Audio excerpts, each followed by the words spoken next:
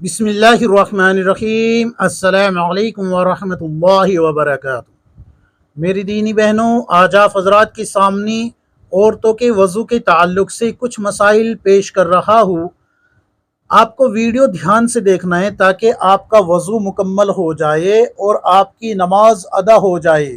अल्लाह के रसूल सल्लल्लाहु अलैहि वसल्लम ने फरमाया कि जन्नत की कुंजी नमाज है और नमाज की कुंजी वज़ू है।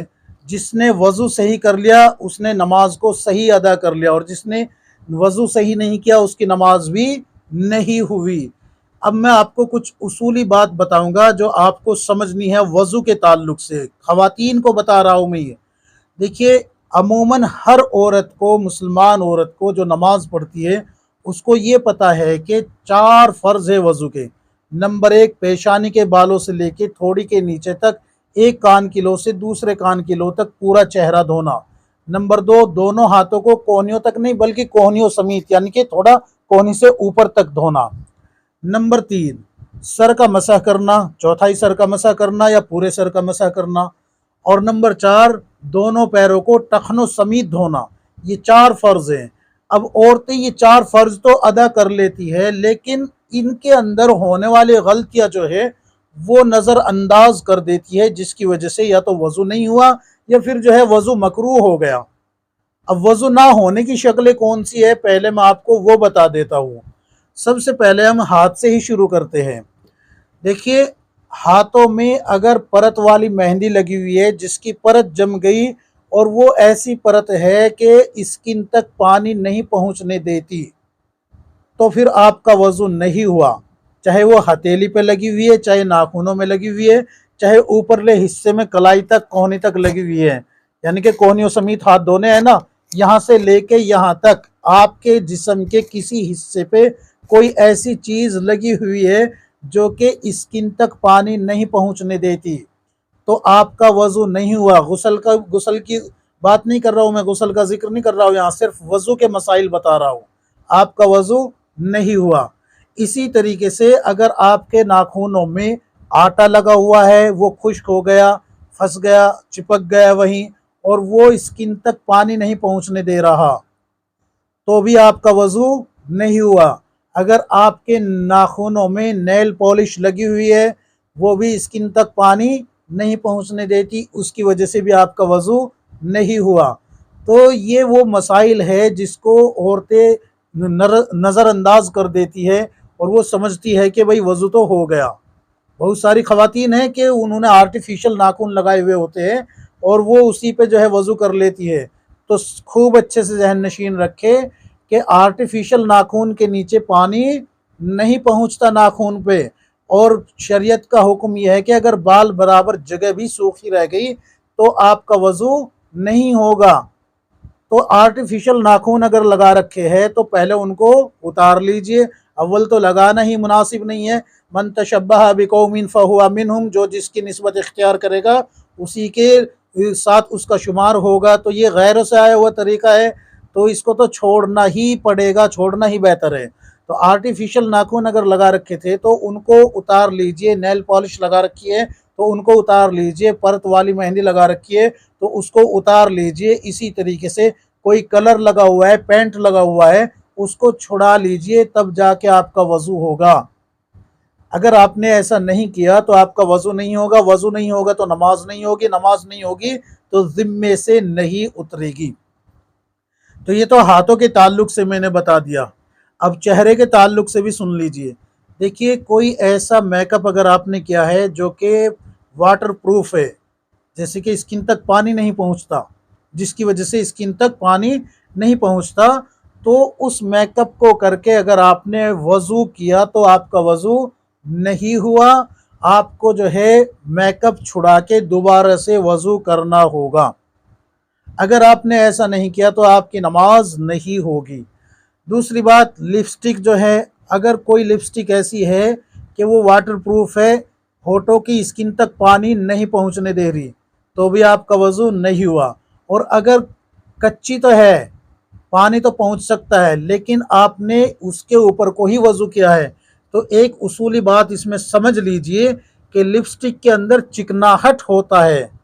उसमें जो है चिकनापन होता है, जिसकी वजह से आप खुद देखें कि आप अपने होठ पे पानी डाल के देखें या लिपस्टिक के ऊपर पानी डाल के देखें, आपको लगेगा कि आपके होठों तक पानी नहीं पहुंचा। हालांकि वो लिपस्टिक कच्ची है, लेकिन पानी चिकनाहट की वजह से नहीं पहुंचता, तो होठों तक पानी नहीं पहुंचा, स्किन तक पानी नहीं पहुंचा होठों की, तो भी वजू नहीं हुआ। आपको ये लिपस्टिक छुड़ाकर ही वजू करना होगा। और बिल फर्ज अगर ऐसा हो कि कच्चा मेकअप किया हुआ है, यानी कि ऐसा मेकअप किया हुआ है कि जो पानी डालते ही धुल जाएगा, तो शरीयत का हुक्म यह है कि 3 मरतबा चेहरे को धोना है, यानी कि 3 मरतबा पानी डाल के।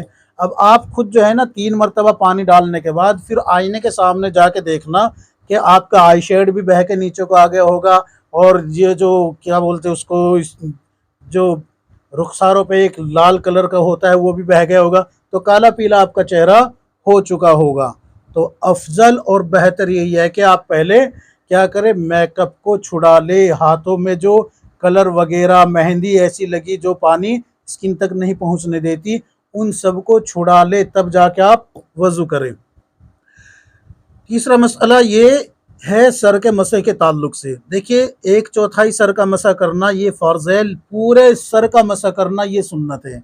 लेकिन औरत को हुक्म ये है कि आप अपना दुपट्टा उतार के अलग ना रखे कि भाई अलग डाल दिया और नंगे सर वजू कर रही है, क्योंकि बाल जो है वो सतर में दाखिल है, तो सतर खोलना जायज़ नहीं है, हराम है।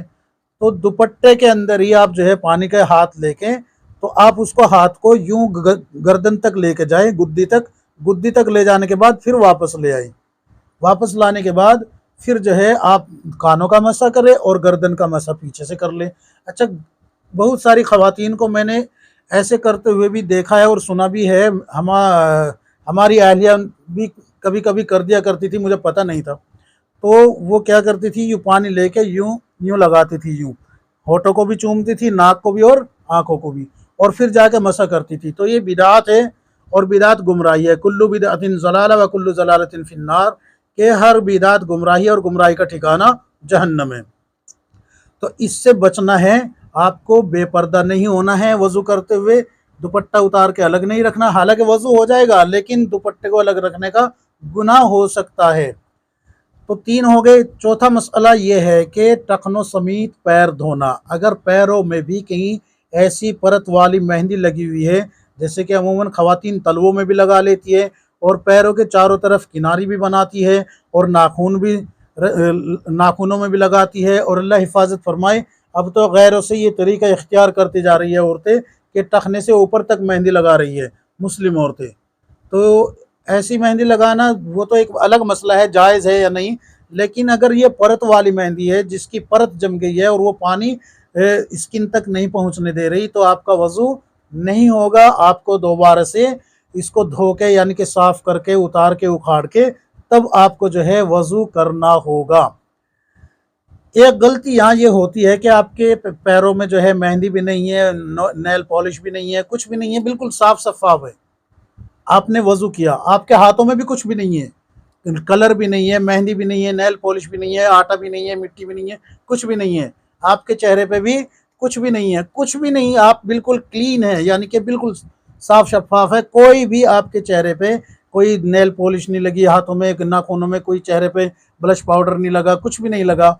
लेकिन कई दफ़ा ऐसे काम हो जाते हैं, ऐसी बातें पेश आ जाती है कि फिर भी आपका वजू नहीं होता। नंबर 1, आपने कोई जेवर पहन रखा है, उसके नीचे पानी नहीं पहुंचता, मसलन अंगूठी है, छल्ला है, या कोई घड़ी है जो कि बिल्कुल जो है चिपकी हुई है, उसके नीचे पानी नहीं पहुंचा, तो आपका वजू नहीं हुआ।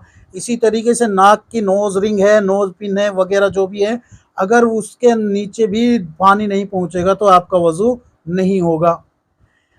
पैर धोते वक्त क्या गलती होती है, या तो हाथ धोते वक्त तो ये गलती होती है कि कोहनी का ये हिस्सा सूखा रह जाता है और ध्यान नहीं देते। अगर ये हिस्सा सूखा रह गया तो वजू नहीं हुआ, वजू नहीं हुआ तो नमाज नहीं होगी।